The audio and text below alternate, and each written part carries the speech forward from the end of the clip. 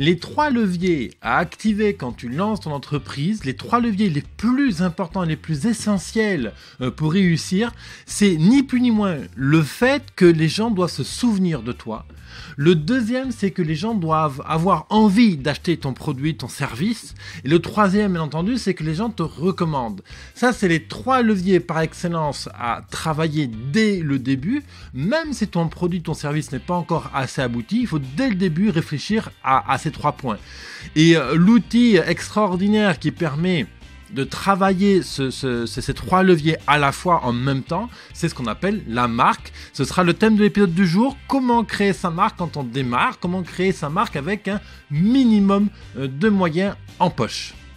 Bienvenue à toi, cher entrepreneur, dans l'émission quotidienne, l'émission Parlons Business, l'émission qui te parle de stratégie d'entreprise et de web marketing pour tout simplement trouver des clients avec Internet et pas que. Parce que je parle aussi de développement personnel, d'alimentation, je parlais aussi très prochainement de comment monter un site WordPress, quel plugin utiliser, comment booster ses ventes avec LinkedIn ou encore Facebook, pour ne parler que de ça.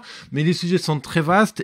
Mon objectif, il est tout simple, c'est que tu puisses enfin être davantage indépendant, que tu puisses vivre de ta passion pour exploser, être totalement épanoui dans ta vie.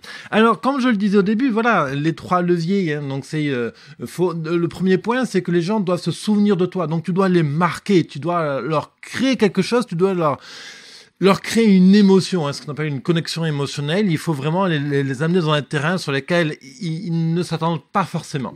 Alors c'est vrai que c'est pas donné à tout le monde parce que la plupart des entrepreneurs, la plupart des gens aujourd'hui ont horreur de se faire marquer. Il y a quelque chose de l'ordre de la gêne, de la pudeur, de quelque chose comme ça. Et pourtant, se faire marquer au niveau de l'entrepreneuriat, c'est très très très utile. L'idée, encore une fois, c'est que le problème que rencontrent beaucoup d'entrepreneurs, c'est que leur marque, l'environnement qu'ils se créent est égocentré. Typiquement, égocentré, ça veut dire que on le crée à partir de soi, à partir de ce qu'on connaît. Et c'est normal, le cerveau crée les choses à partir de ce qu'il a déjà en tête. Et le problème, c'est que tout est basé sur ses goûts, ses propres désirs, et aussi, bien sûr, tu vas importer, tu vas mettre dans ta marque tous tes mauvais côtés. C'est-à-dire que si tu as des fausses croyances, des trucs qui bloquent, des peurs, etc. C'est des choses qui vont être intégrées à ta marque. Et c'est un problème, parce que c'est-à-dire que ton client va aussi percevoir ses peurs, ses problèmes, ses limitations, etc. Et c'est pas le but, parce que quand le client va percevoir ses peurs, ses limitations, il va se dire, voilà, il y a un problème ici, c'est pas la boîte qu'il me faut.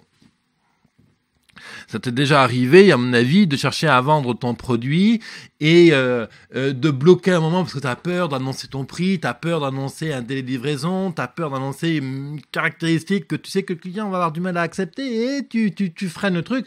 Le client, il le sent et le client, il part et tu manques la vente. Alors là, tu as la rage parce que tu n'as pas fait ta vente alors que le client était presque chaud à accepter. Il aurait juste fallu quelques petits leviers pour faire accepter la vente finalement.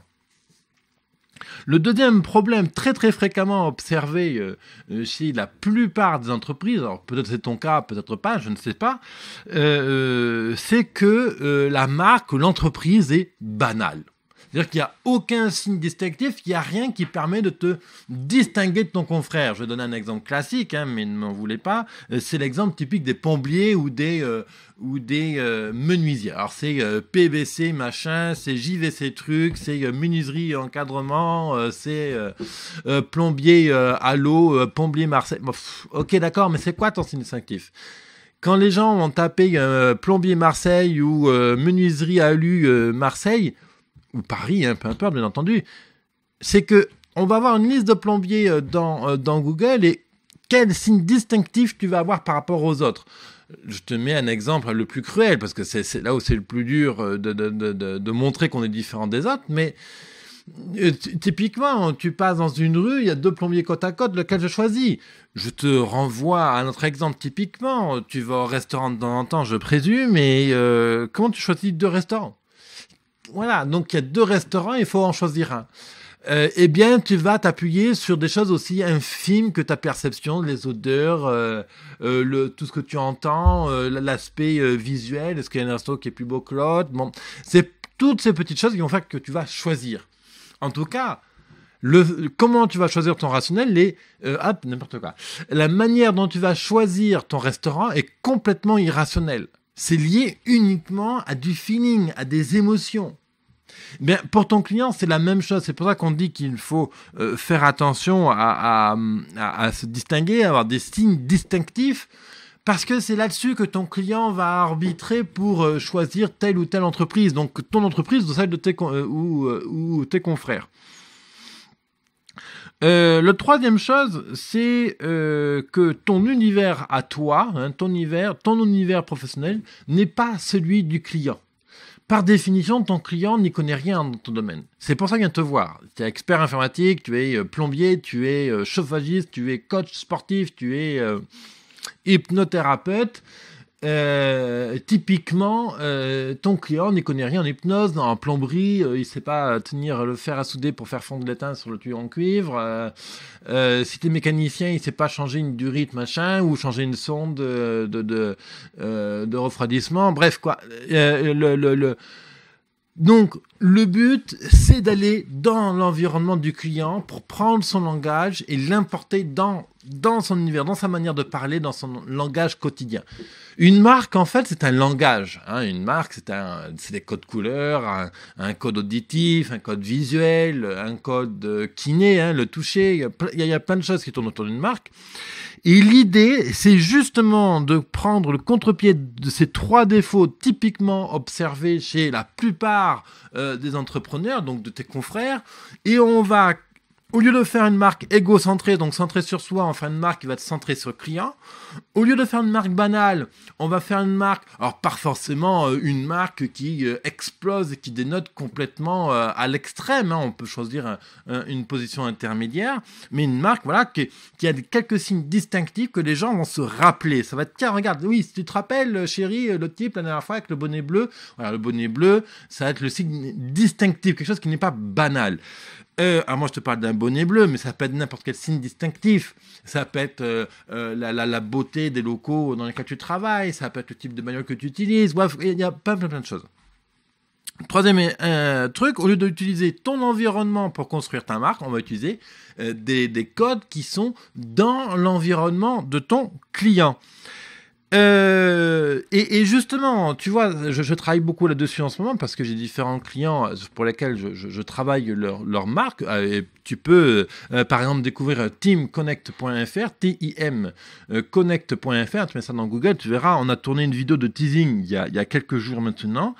Et a fait fureur, on fait un petit buzz en ce moment sur Facebook, c'est pour ça que je suis très content, je t'en parle. Et c'est la même chose qu'il faut faire. Si cette vidéo marche, il n'y a rien, quand tu regardes la vidéo, il y a typiquement rien d'extraordinaire. N'empêche pas moins qu'on a travaillé cet aspect d'égocentrage, de banalité. On a travaillé aussi l'univers de la vidéo pour faire en sorte de coller à l'univers des clients de Team Connect. Et Team Connect, c'est de l'expertise informatique, dépannage à distance et dépannage informatique. Juste une petite question pour toi. Rappelle-toi la dernière fois que quelque chose a attiré ton attention, c'était quand? C'était où? Essaye de te rappeler la dernière chose qui a attiré ton attention, dont tu te souviens là maintenant tout de suite. Qu'est-ce qui a attiré ton attention, qui t'a créé des émotions, créé un feeling sympa, rien d'extraordinaire, mais sympa? Voilà. La dernière chose qui a attiré ton attention, c'était quelque chose qui était connecté à tes désirs. Quelque chose qui était connecté à quelque chose que tu désirais, que tu voulais, que tu avais envie d'acquérir, d'avoir, d'utiliser, de toucher, de sentir, de goûter, de manger, d'entendre. Eh bien, c'est la même chose pour une marque. Pour qu'un client, tu te rappelles des 3 leviers, pour que le client se rappelle de toi, achète ton produit et en parle à ses voisins, à son entourage, donc le bouche à oreille. Il faut commencer par le premier point, c'est créer le désir. Pour que le client se souvienne de toi, il faut créer le désir, il faut parler de désir. Si aujourd'hui tu te souviens de la dernière fois que tu as été au restaurant avec ton compagnon ou ta copine ou ta femme, c'est que ça connecté à des désirs profonds que tu avais, donc tu t'en souviens. On se souvient beaucoup plus facilement des choses qu'on désire, plutôt des choses banales. Hein. Évidemment, tu me diras, ça coule de sens. Et justement, moi, ce que je te propose, c'est de créer ta marque sur ce que désire plus que tout ton client. Alors oui, c'est difficile, oui, ça ne se fait pas en 2 jours, oui, ça ne se fait pas comme ça, en clac-clac, en rédigeant quelques phrases dans l'ordinateur, mais c'est quand même bien ça qu'il faut faire. Il faut parler de désir à ton client. Si ton client adore telle et telle chose, eh bien, regardons ensemble comment tu peux l'intégrer dans ta marque. Et justement, c'est là où il faut accepter de casser les codes, d'aller au-delà des sentiers battus. C'est pour ça que tu fais une entreprise de menuiserie, eh bien arrange-toi pour pas emprunter les mêmes codes que tes confrères. Qu'est-ce que reprochent tes clients à ton secteur d'activité? Pose-toi cette question, qu'est-ce qu'ils reprochent? Simplement d'être ennuyant, de laisser le chantier sale après d'être parti, d'être un peu froid, ils viennent prendre les types viennent prendre des mesures, machin, et puis voilà. Est-ce qu'il y a une manière d'être plus délicat et plus sophistiqué auprès de ton client, par exemple? Après, évidemment, il faut aller voir qu'est-ce que demande ton client. Il faut être en accord avec ce qu'il aime, ce qu'il n'aime pas, et puis sa personnalité. Donc, l'idée, c'est de partir du client, qu'est-ce qu'il aime, qu'est-ce qu'il n'aime pas, ses problèmes, ses désirs, etc. Mais je vais y revenir en détail.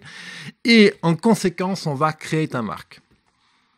Souvent, justement, hein, c'est pour ça qu'on crée des marques égocentrées, c'est qu'on part d'abord de soi, on crée son entreprise, puis on crée son produit, puis ensuite on se demande comment on va le vendre. En fait, c'est l'inverse qu'il faut faire, c'est comment je vais vendre mon produit à tel type de client. Bien sûr, ça sous-entend d'avoir identifié ses clients, mais donc d'avoir un persona. Je ne rentre pas dans le détail, c'est pas le sujet total réellement du jour. Je te réfère à mon blog, tu vas sur biz200.fr, tu vas dans la partie blog et tu tapes persona, il y a un champ de recherche, persona, tu vas trouver différents articles qui te permettent de construire ton profil de client idéal.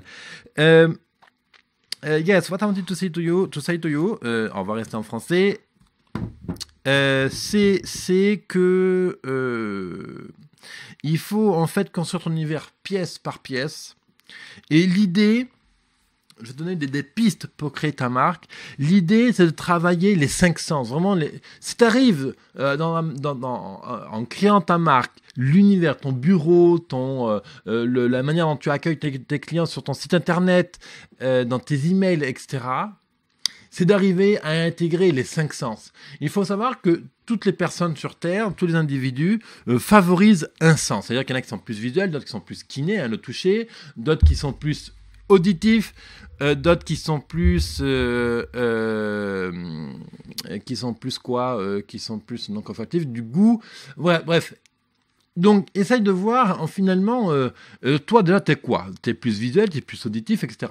Et comment on fait pour le savoir? Il suffit de regarder quel verbe d'action tu utilises. Est-ce que tu utilises des verbes d'action qui sont liés à l'audition, à la vue, au goût ou au toucher? Si tu regardes bien, je te dis souvent regarde, tu vois, je te dis souvent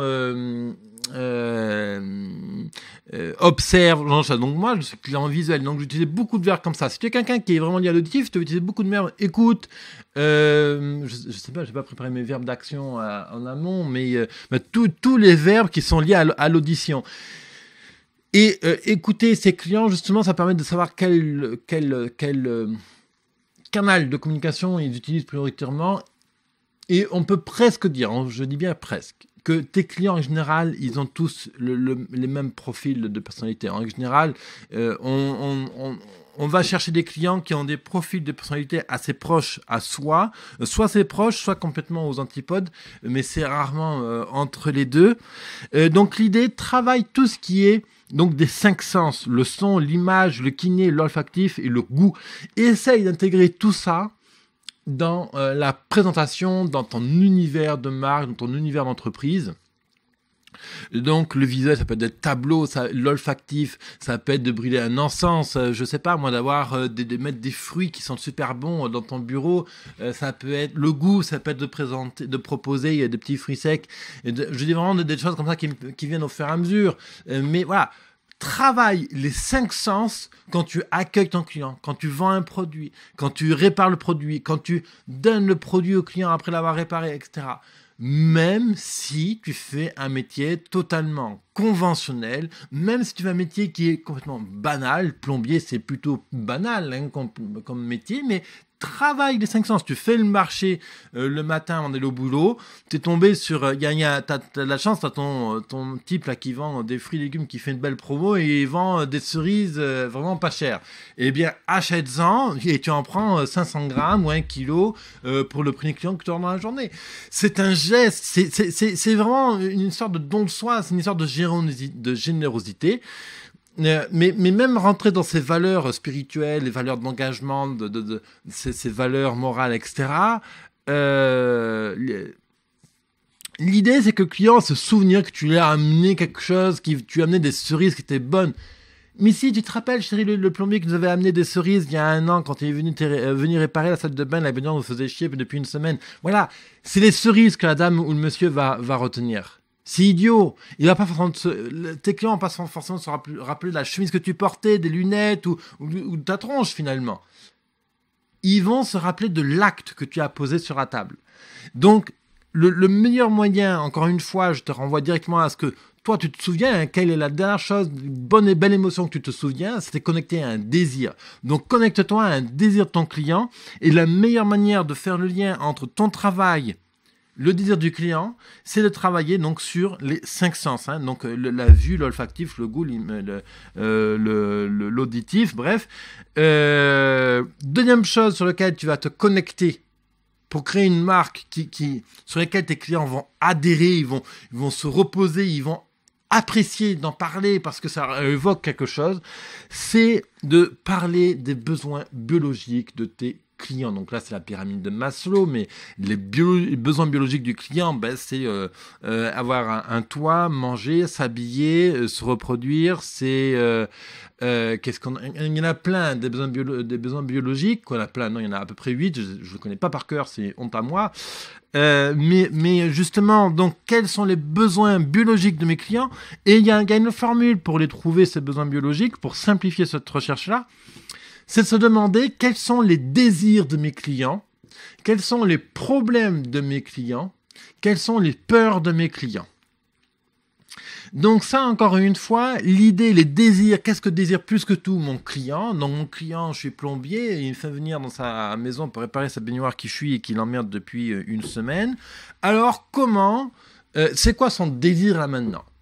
Alors, oui, le désir immédiat, c'est qu'on répare sa salle de bain. Mais c'est pas son vrai désir, ça. Son vrai désir, par exemple, c'est de pouvoir prendre prendre un bain avec son conjoint sans inonder les voisins du dessous. Ça, c'est son désir, par exemple. L'autre désir, c'est prendre une douche le matin sans y passer 15 minutes à perdre du temps. Ça, va chercher au-delà des désirs de premier abord. Le client t'appelle pas pour réparer sa bagnole juste parce qu'il a envie de réparer sa bagnole. Non, c'est quoi son désir? Le désir derrière ça, c'est quoi? C'est par exemple, il a acheté une superbe bagnole et s'il ne va pas au bureau avec, il va lui manquer son identité, il va lui manquer un statut social, etc.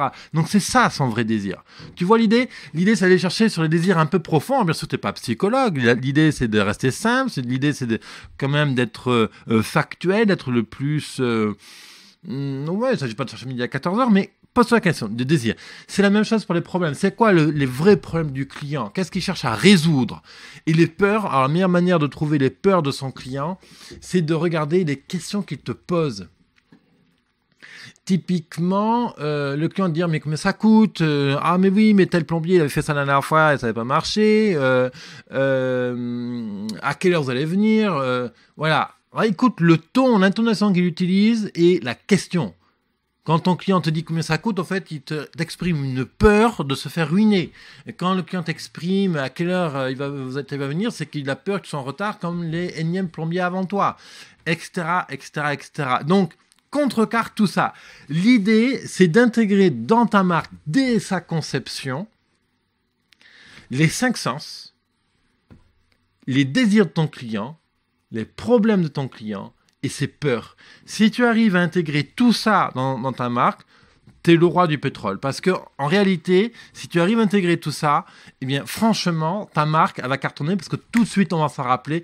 On va pouvoir se rappeler de cette marque qui est un peu comme les autres, mais pas comme les autres finalement. Alors après, si tu es à l'aise à être différent des autres, ben, pousse le bouchon, travaille ton image et couleurs, etc. de notre histoire. Regarde, pour ça, les startups, il y a plein de startups qui sont complètement créatives, complètement out of range. Et vraiment, c'est copie. C'est pas une histoire d'âge, encore une fois. Hein, vraiment, c'est une histoire de mentalité, d'état d'esprit. Tu peux avoir 60 balais et créer une marque complètement fraîche, qui dénote, qui pète la forme, etc.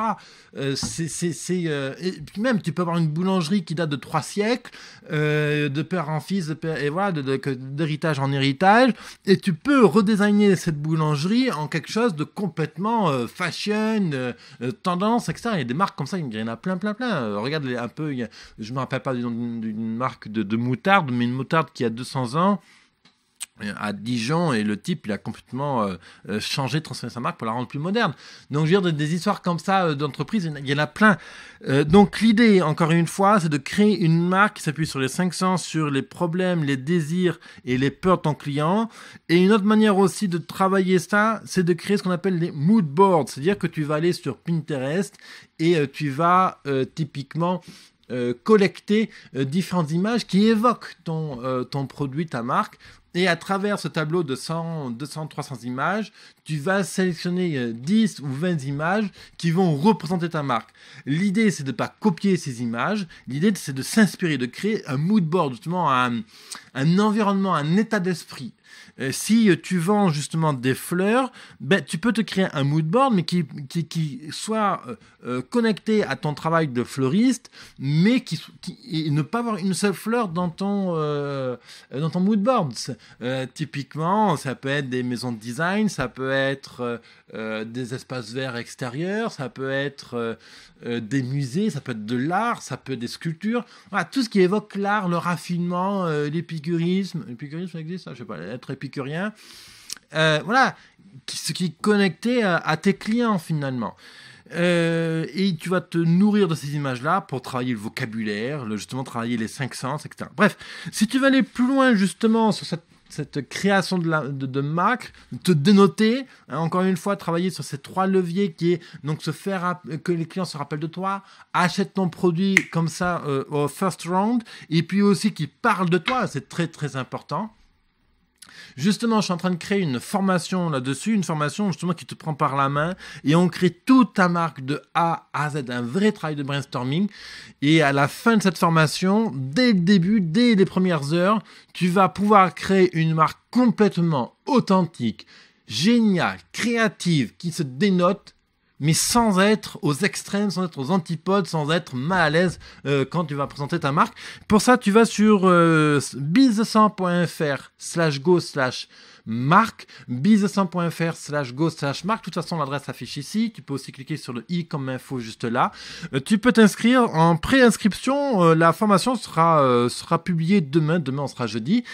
Demain, donc, je te parlerai donc de comment vendre son service quand on est un peu cher. Comment vendre un service un peu cher, comme ça, tu verras, je vais te parler d'une formulation. Il y a une manière d'amener le tarif de son client quand on a peur d'être cher, de manière justifiée ou pas, mais il y a une manière de parler de son tarif.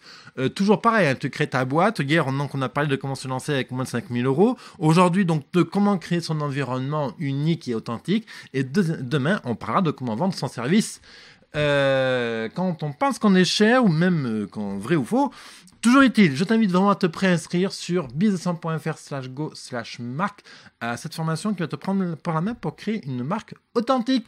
Je te retrouve demain. À très vite, entrepreneur. Bye bye.